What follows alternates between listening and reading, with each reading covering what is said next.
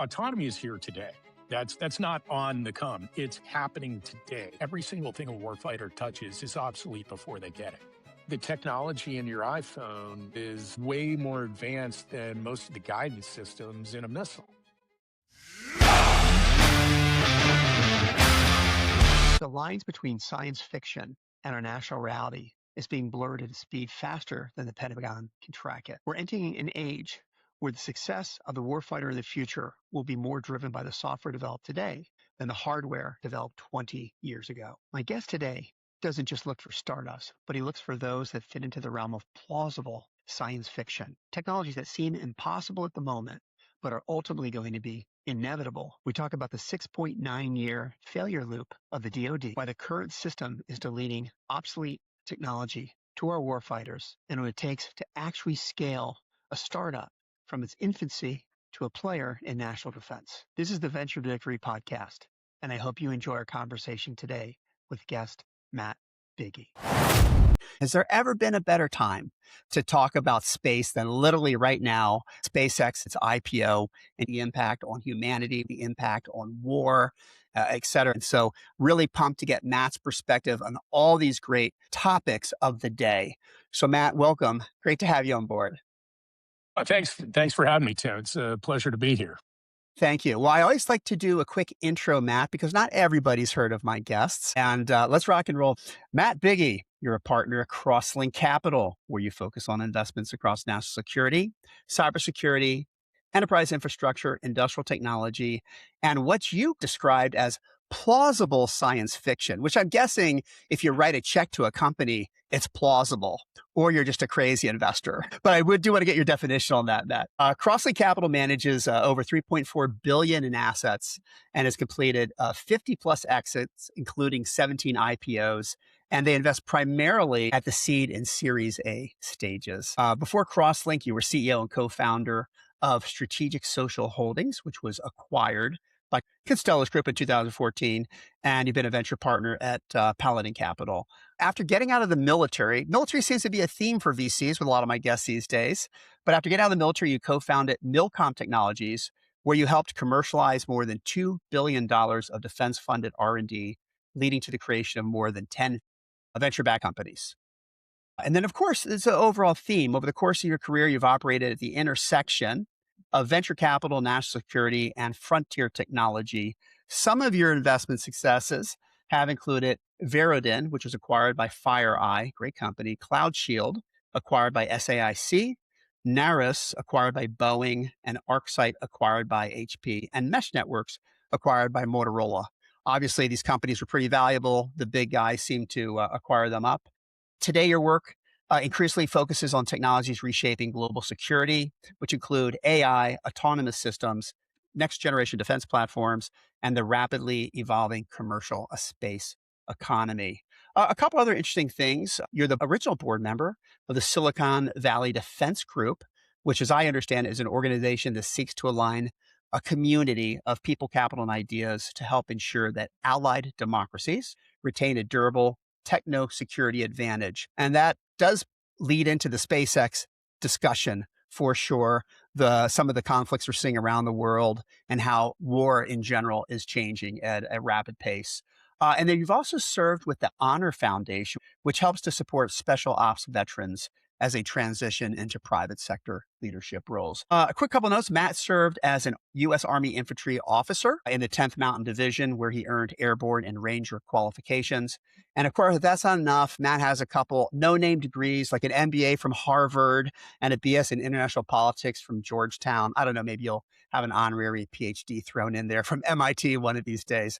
But you're just another one of my guests that blows me away before I even get to start talking to them. But Matt, it's great to have you on board. Great to be here. And all that stuff was a ton of fun. But really, I think the more interesting things are in front of me. And I think we're in a really interesting time of history. Well, all right, Matt, let's start off with the big issue of the day, the largest IPO in history, which is SpaceX.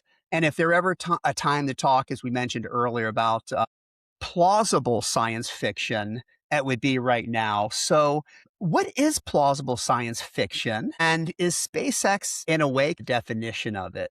Well, to begin with, we are not investors in SpaceX. Oh, well. I'm sorry. Yeah.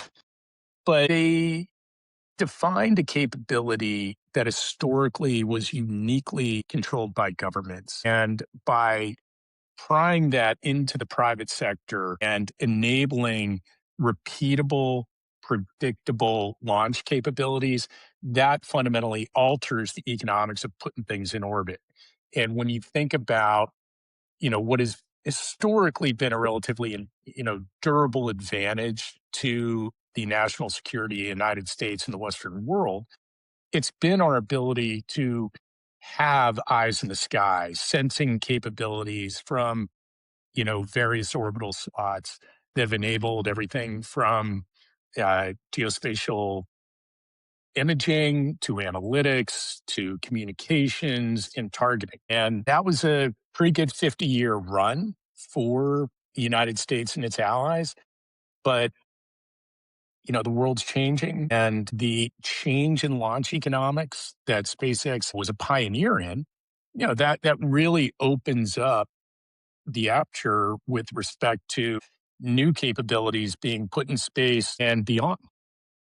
It's funny. I was listening to a podcast earlier a couple days ago from Kathy Wood, who was talking about how their model looks to value SpaceX. And she was saying that, hey, even in the previous model, they never included anything related to building data centers, whether they're on the moon or whether in some orbiting in some different way.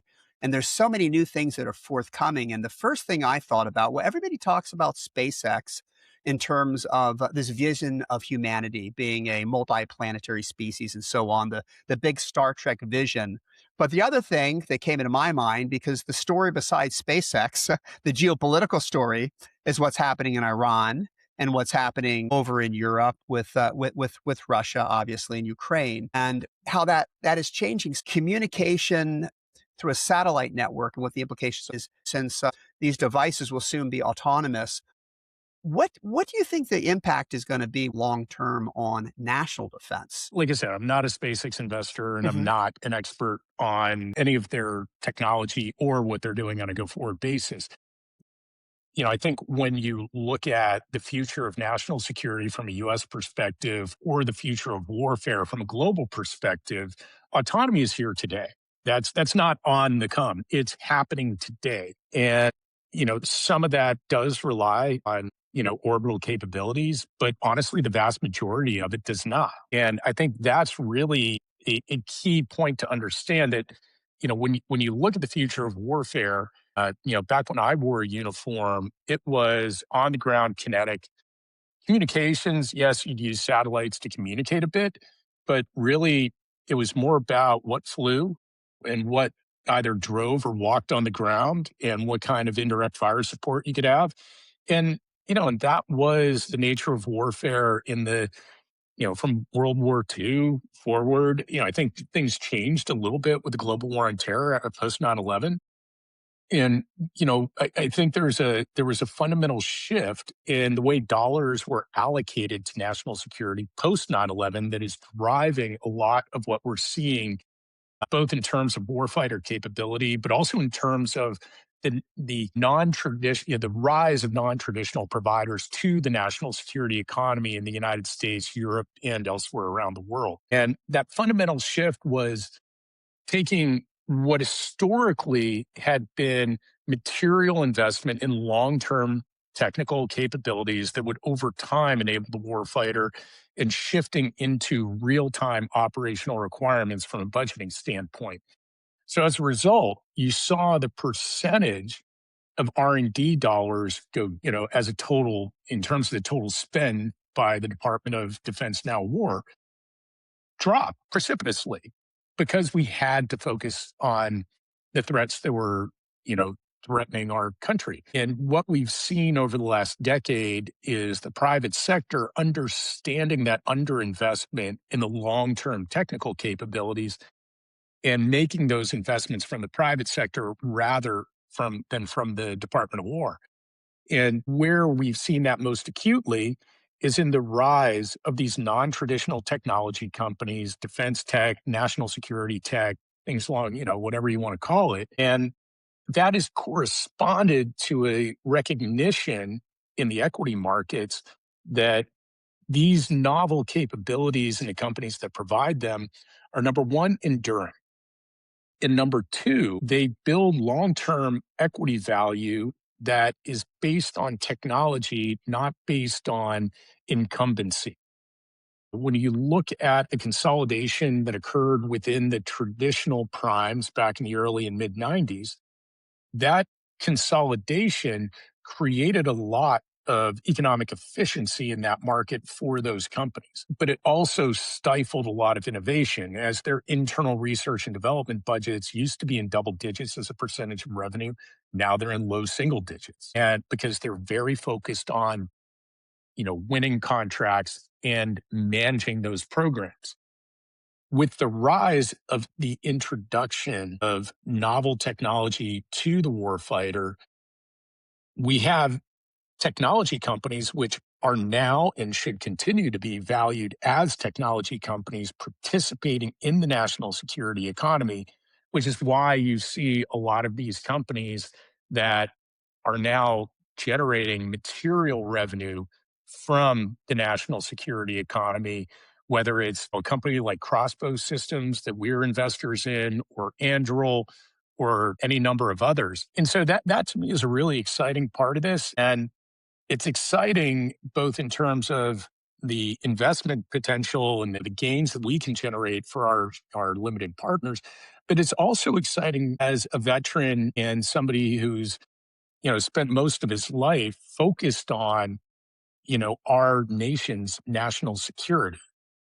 Because when you look at these structural changes that have been introduced to procurement and been introduced to the way we field novel capabilities, we're able to streamline the process of getting modern capabilities into the hands of the warfighter so that we can fight, compete, and win when it matters the most, when lives are on the line. So obviously, when you invest globally. As an American, someone who served in the military, you're very proud of your country. You just very well articulated the importance of that. And for the American warfighter, as an investor, how do you draw the line between investing in technology that you think would benefit the U.S. versus something that could be distributed amongst other countries? Or do you have a U.S. focused first thesis? Or how does that work as an investor defense?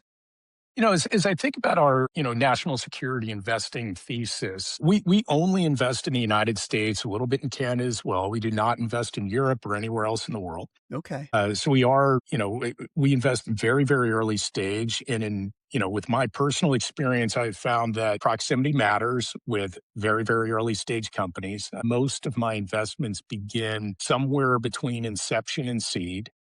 And at that stage, there's a lot of work that goes into helping founders, identify opportunity, package things the right way, build capabilities that, really have demand with the end user. So when you strip away all that, you get to our core national security investment thesis, which is focused on three key things. Okay. Number one, modularity. Modularity is a reference to the hardware focus. Every bit of hardware that comes into the inventory should have a modular nature to it so the components can be hot swapped in and out. And it should be an open architecture so that, you can take third-party capabilities from a hardware standpoint and plug them into your architecture so that you're constantly and consistently delivering best-in-breed capability of the warfighter. That's the hardware side. Interoperability is the key word for software. We've been plagued throughout our government, not just the national security infrastructure, but we've been plagued throughout our government's, 50-year history of implementing technology to walled garden systems. Right. Where only one supplier is capable of updating, improving, and advancing a specific capability for a specific customer. On a go-forward basis, something that we've been preaching, I've been preaching to Capitol Hill and anybody else who would listen for, decades, is that we need an interoperable approach to developing and deploying software so that third parties can write to a software platform and add additional application capabilities. And that leads to the third pillar, which is responsiveness. And responsiveness speaks to the ability to modernize capabilities within technology windows. The vast majority of technical areas have a technology innovation cycle ranging from 1 to 4 years. And I struggle to define any area of technology which has an innovation cycle that lasts longer. And yet, when we look at the programs of record that exist within our government, it takes on average 6.9 years to go from the idea, the idea getting, pitched to an appropriator to the Yeah. initiation of operational capabilities. And typically, when that money gets appropriated, you have locked in a design specification. And so you carry it forward 6.9 years on average. That means, by definition, every single thing a warfighter touches is obsolete before they get it. I Yeah. saw that when I was on active duty, and when I talked to, the folks who came after me and are still serving, that's a problem because, we live in a country that is run by the rule of law and that is, it's got a pretty strict framework with respect to the way we procure these capabilities. However, when you look at the Ukraine, which is, this battle lab of sorts for the rest of the world, they don't have time to wait for 6.9 years in order to field a capability. So that responsive innovation cycle is a critical thing that we need to bake into things on a go forward basis so that every program can be modernized and updated, within the life of that program and on a regular basis. So when I'm looking at companies and I'm meeting with entrepreneurs that have brilliant ideas about how to introduce novel capabilities, it's, is the hardware modular and software defined? Yeah. Is the software interoperable in a manner that allows third-party enhancement? Is it responsive in terms of being able to update, upgrade, and enhance the capability as the program moves forward so that we can be forward compatible in ensuring that the warfighter has the best-in-class capabilities at all times? Yeah, it seems like with AI, that cycle has to change because if you even wait 3 years, you're gonna fall behind. So, the whole system's gonna have to change to a degree, don't you think? At that speed? Well, it is changing. Yeah. A lot of what we've been espousing in Silicon Valley Defense Group over the last decade, you know, boils down to modular, interoperable, and responsive. And, we were able to achieve some really interesting incremental gains over most of the last decade. And then over the last couple of years, we got a lot of what we wanted. And those changes are coming fast and furious. And I think, while it is ruffling a lot of feathers and folks on either side of the aisle may agree or disagree, I think the long term impact is, it's a little bit like when they rewrote the Federal Acquisition Regulation in 1976 and the changes that brought to the national security industrial base of our nation. And I think this is going to, create a series of very positive changes that really do move things forward in that market. Do you think we're leading AI in terms of, defense, would you say, globally? I'd say in terms of the way we're implementing, we're certainly on the leading edge. There are probably areas where one country may or may not be ahead of us, but when you couple technical prowess with scale, I don't think we have anybody doing it any better. I think there are areas where certainly China manufactures more you know naval ships per year than we do by a very, very large margin. Mhm. But we are, as a nation, starting to invest in some of the AI enabled factory, manufacturing capabilities that will allow us to continue to move the ball forward, whether that's dark factories that are able to use additive manufacturing capabilities to create solid state, rocket motors like Yeah. crossbow systems where, we were their first investor, or it's things like Node AI. They're used for the orchestration of multi-domain autonomy capabilities, and which really enables our uncrewed systems to function at machine speed rather than human speed, because that's really where the future is going when Yeah. it comes to building a deterrent that is respected, recognized, and that matters. Yeah, I was funny. I caught this clip. My son showed it to me. I kind of had to laugh at it, but it was a real clip. It was over in China, and they had this robot was doing a demonstration in a parade, and they had a bunch of kids. And one of the kids stepped a little bit over the edge into the street where the robot was coming, doing some type of martial art move, and he roundhouse he roundhouse kicked the little boy in the stomach. And the first thing I thought was, are we going to see, like in the Clone Wars and Star Wars, robotic soldiers and this idea with AI that you could take all this intelligence and at every second as that grows, it's automatically updated within each robot. And I could almost see the Clone War thing coming, and it brought that to my mind. What is your view on the future of warfare in terms of human soldiers on the ground? Throughout human history, I was a light infantry officer, so I'm no stranger to walking around in the woods with a gun. But, throughout human history, if you want to control real estate, that means people. And, I think over time, we have mechanized, Yeah, we have advanced the technology through robotics and now autonomous systems. I think the collaborative combat aircraft example is useful in hmm, that the way CCA works is you've got a manned aircraft that has wingmen that are, uncrewed systems. And those uncrewed systems take their cues from the manned aircraft to basically create leverage for each individual that's in the fight. I think that sort of thing has the potential. I don't believe the technology is there today for any nation, but it's not a crazy stretch to see that sort of thing occurring at some point in the future.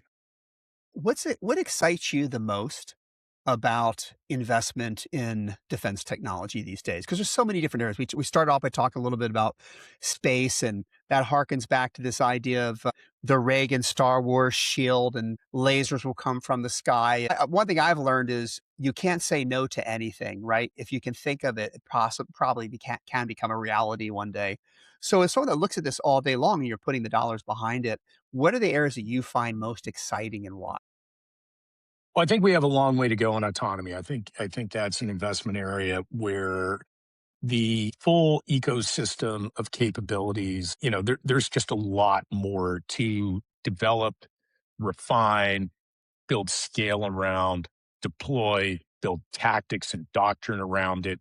There's a lot of work remaining there. So autonomy Yeah. is definitely a thread that we are, heavily investing in, and strongly behind. I look at a company like Darkive that builds the compute communicate board and a variety of the other components that go into uncrewed systems, and getting the ability to build the guts of these things in a scalable, secure, domestic manner, you know, that's a critical step. And you have to understand the order in which these things have to occur. I think the development of doctrine is something that we're still experimenting with.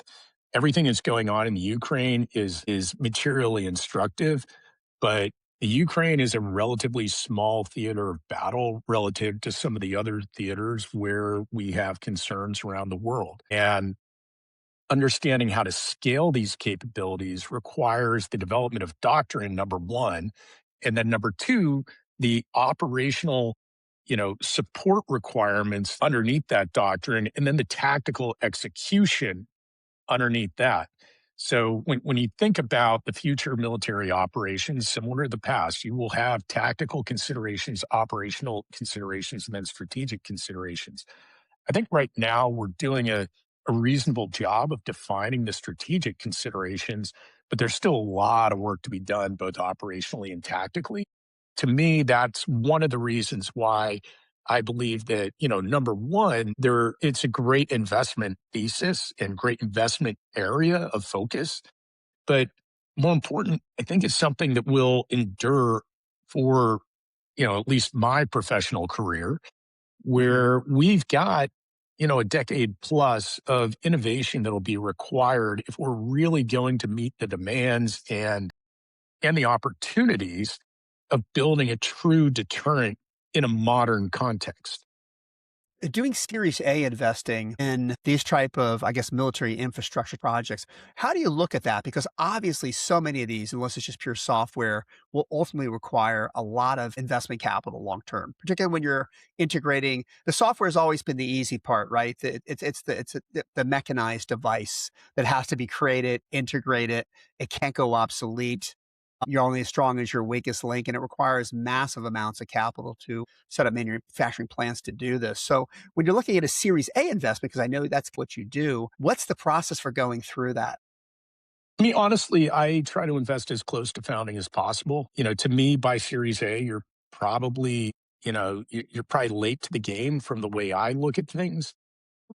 In the case of Crossbow, literally first money in. Company like Darchives led the seed round.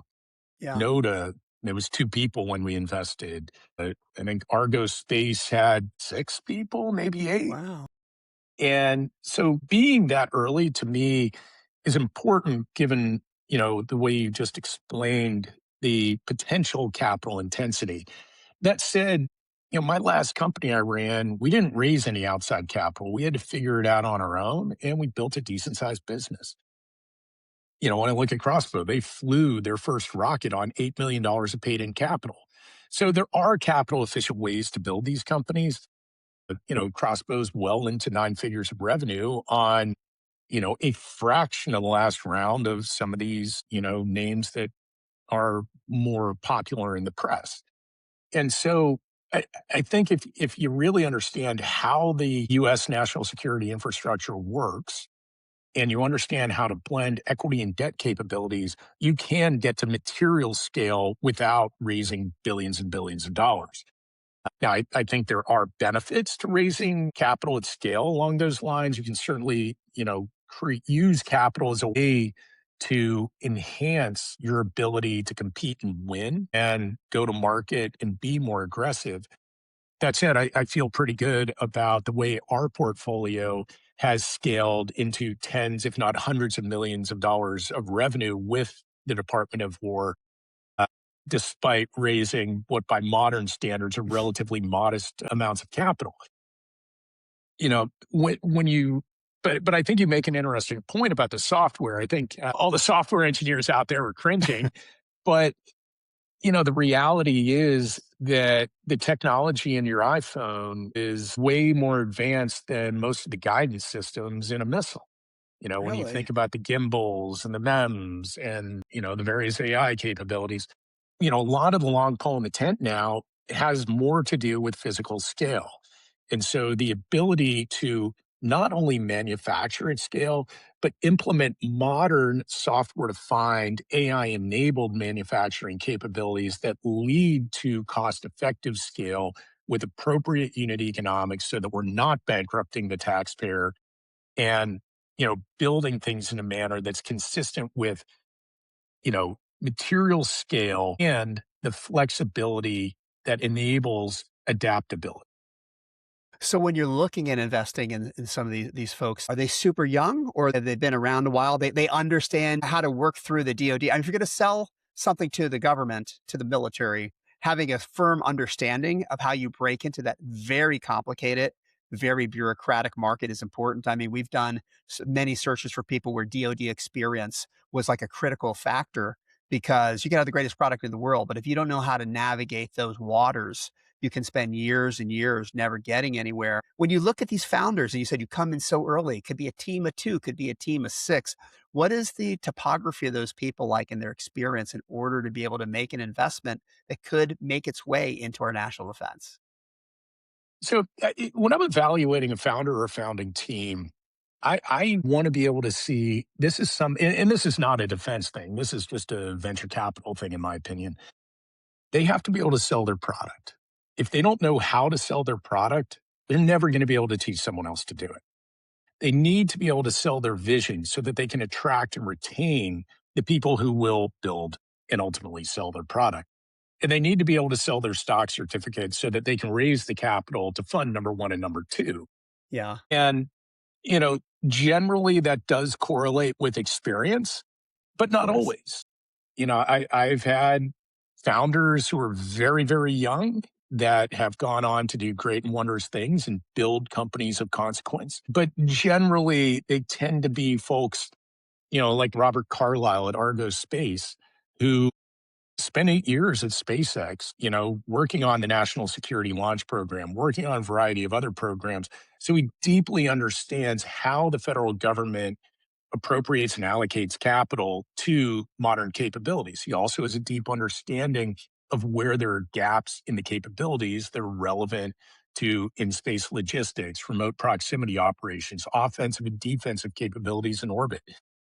These are things that unless you've spent a little bit of time in those circles, it's hard to define and hard to really go after it. Because at the end of the day, most things worth doing in life are really, really hard For sure. until you learn how to do it. And then it's Yeah. hard work. And so once you learn how to do something, then it's a matter of getting your nose to the ground, crawling through glass and making it happen.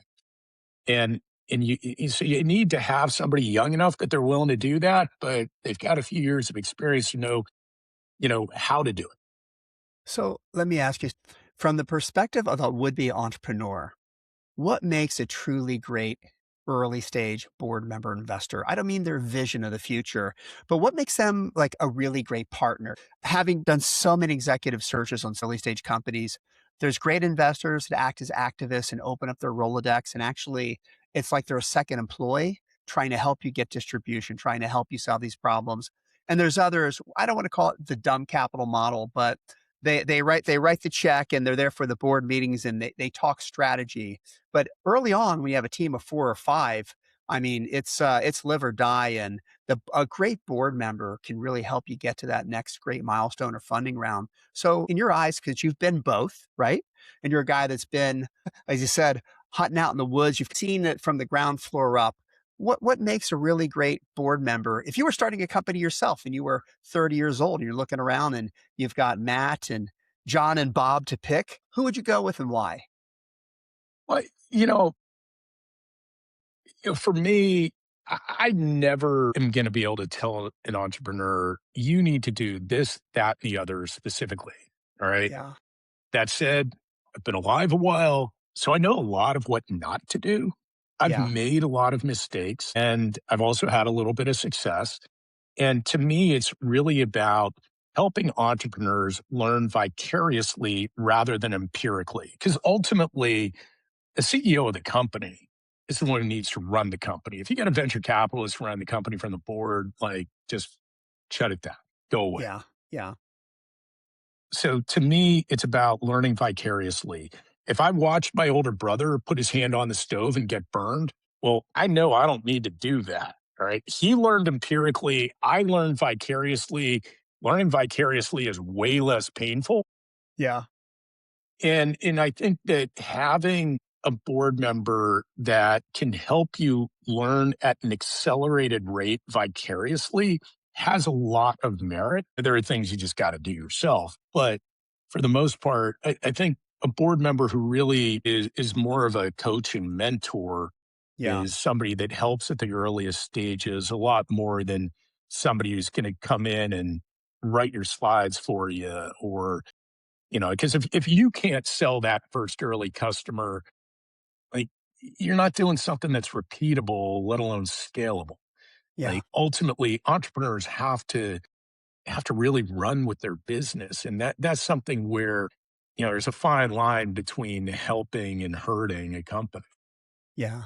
Yeah, that's fascinating. And I'm sure a lot of the experience you had in the military is relatable to working in small groups and small teams, and you can impart that wisdom to young people as well. I have found that not only with veteran investors and veteran startup CEOs in the United States, but I've had a lot of amazing Israeli entrepreneurs who all served in different ways, and they've all always been able to communicate that part of their success was not only given responsibility and allowed to have responsibility at a young age, right? That's a big part. We're scary at 18, but also once you work through that, you really mature quickly. How did those experiences shape not only what you did as a CEO, but how you translate that into success as a mentor investor? But to me, the military it's a great place to learn how to set and achieve goals in a team based setting at an elite level. And when I work with veterans who are transitioning to the private sector,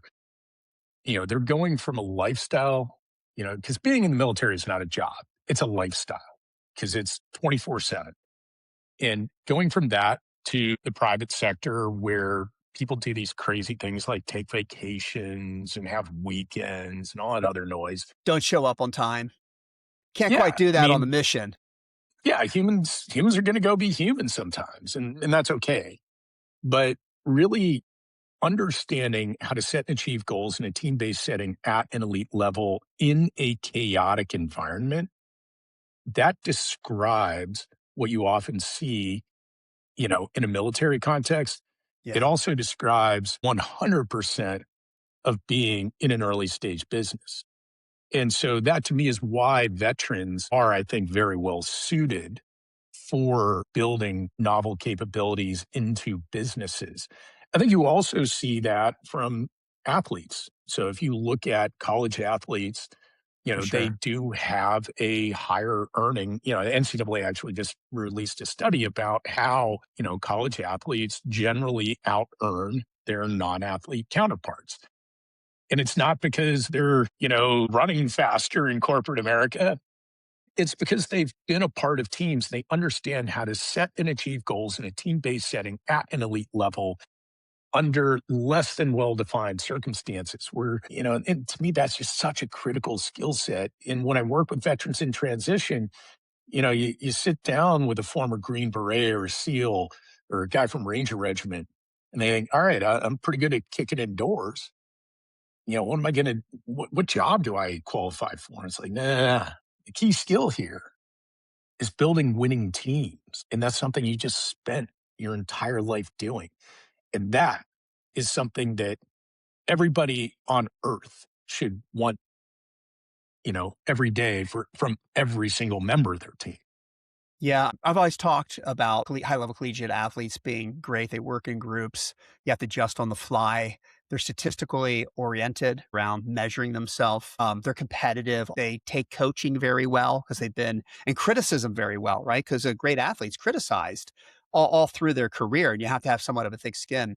But what I've observed, and talking to various people that were in the armed forces and watching podcasts, and I can't tell how many Sean Ryan podcasts I've watched, one of my very favorite.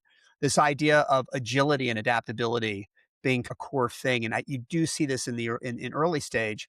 It's not so much about where the business is going. It's not so much about the idea, but it's more about the agility of the founders to adapt to the circumstance and make the changes, as you said, in an environment of chaos. Because there's no doubt everything under the sun is going to happen to you when you start a company. Well, it's, the way I look at it, if you're doing something novel, which, Yeah. we're in the innovation economy, we're by definition not investing in things that just need to be done a little bit more efficiently. We're trying to build long-term companies of consequence that are going to reshape markets, reshape industries, reshape economies. And there's not a playbook for that. That by definition means that you're boldly going into the dark and Yeah. you're taking steps forward with conviction because you believe you've figured out a way to change something for the better. And you're not going to do that by just doing what folks did before you. And so having the adaptability and agility, to use your words, that matters because you don't know what barriers, you'll know some of them and your board might educate you on a few of them. But at the end of the day, you've got to be able to figure that out. And that's where, again, you get down to, can you set and achieve goals in a team-based setting at an elite level you know, in the fog of uncertainty? Yeah, definitely. Hey, on that note, from a macro perspective, looking at it as both an investor, as an American, someone who studies national defense, somebody who cares about it, somebody who's a former person in the military as well. Matt, what scares you the most today about warfare and defense? I think we need to be I think national security is something where you have to be very thoughtful about balancing near-term requirements, Hmm. near-term, you know, kinetic requirements with long-term relationships. And I think over time, the world, it's not like we can get along all by ourselves. And so there's going to be a constant interaction with allies and adversaries and third parties around the world. That's not going to change, certainly not in my lifetime. And I think, number one,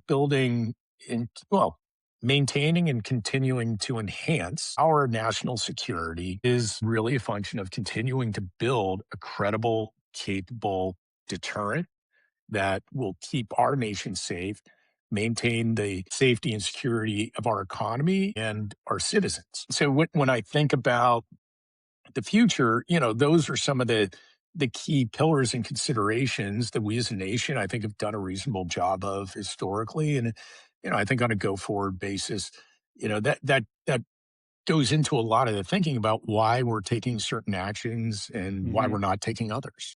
Yeah. I think that's what makes me the most nervous is that everyone has a short-term perspective, right? Politically, you have a short-term perspective. It's 4 to 8 years. You never know what's going to happen. Investments, sometimes people view it that way. The way public companies operate, everything's short-term versus other countries, say like China. So that is a concern long-term that we're not out many years of making decisions based on what's in the best long-term interest versus the short-term. I certainly hope that's not the case with national defense as well. Yeah. I mean, when I look at, as a venture investor, Hmm.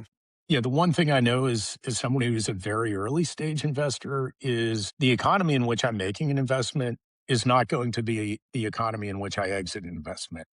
And Yeah. so I think that forces early stage investors to consider various directions that economies can go, that monetary supply can go, that security considerations can go. And by taking that more full spectrum macro approach, I think you can arrive at, reasonable approaches to making investments because the average successful seed investment has a 7 to 9 year hold period. Yeah. And I don't know that we've had too many periods in economic history where everything was the same for a decade. So, that to me is a little bit about how I think about it and how I go about evaluating things, in the context of. Matt, if you had $1 billion, let's ramp this out. We're going to get away from Series A. You're on your Series F, but if you had $1 billion today to invest in defense and you can only make one investment, what area of defense do you think you'd put that money into? I'd probably go autonomy because I Autonomy. think everything that we touch and envision on a go forward basis will have some element of autonomy in it, whether it's, uncrewed systems, maritime, aerial, ground based, space based.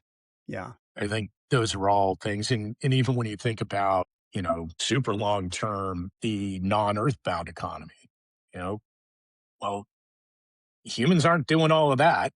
There's going to be a lot of autonomy required. And a lot of that autonomy really levels up our human ability to execute on things that are more grand than anything you and I can imagine today. Yeah. And that dovetails back to the beginning of the discussion around SpaceX and Elon's vision for Mars and beyond is it's definitely based on autonomy, whether it's robotics, devices, cars, or whatever they need operating by themselves until they can set the stage where humans can come in. So very fascinating. I love that because that gives me a lot of ideas of where your head's at. I like to always end the podcast because it is the Venture to Victory podcast with a single question, which is whether in your personal life, your business life, your social life, however you want to define it, what does it mean to you in life to truly be victorious? I mean, a lot of that just gets to healthy and happy relationships with those you care about. Yeah. And, there's your family, your friends, your extended family. For a lot of us, work is our family. Yeah. And yeah, we live in this globally integrated world. But a lot of the things that enable a globally integrated world also allow us to spend more time with our families and spend higher quality time with our families and figure out ways to, stay healthier and happier with them. So Yeah. that's sort of the way I look at it. If I'm, if I've got healthy and happy relationships with the people I care about, then I'm living pretty well. I love that answer because there's a lot of humility in that answer for starters, but it also underscores this idea that victory doesn't have to be this huge, massive impact. A lot of time, victory is the small little things that you celebrate that add up. Is that old statement that being a great man isn't doing something big, but it's just doing the small little things that add up over time. Great, humble answer. So thank you, Matt. It's been amazing having you on here. I know maybe a little bit of a different podcast than pure investing because look, what's on my mind as a father with 4 kids and a bunch of males that are 18, about to graduate high school in a year and coming up is where is this world going? What's going to happen geopolitically? How do you guide a child where to maybe pursue a career in an AI world where every day you open the paper and supposedly every job is going to be intermediated by some device or robot? So I really appreciate your perspective, and I'd love to get it from someone who has a military background as well, who's been on the ground floor, who understands, as you said, the mindset of the war fighter and how they will be impacted by technology. And I love the fact that you are investing in American companies with the goal of at least having the United States be the leader in these areas above all. And I assume that's Tends to correct. Yeah. correlate with good returns. Well, certainly happy kinsmen, at least. Matt, it's been awesome. Thank you so much for joining us today. Well, and thank you, Tim. It's been a pleasure. Awesome. Thank you. Cheers. Cheers. The Venture to Victory podcast is provided by MatchStar Venture Search. If you're interested in any of our open executive roles or need help sourcing world-class talent for your company, check out our website at matchstar.com.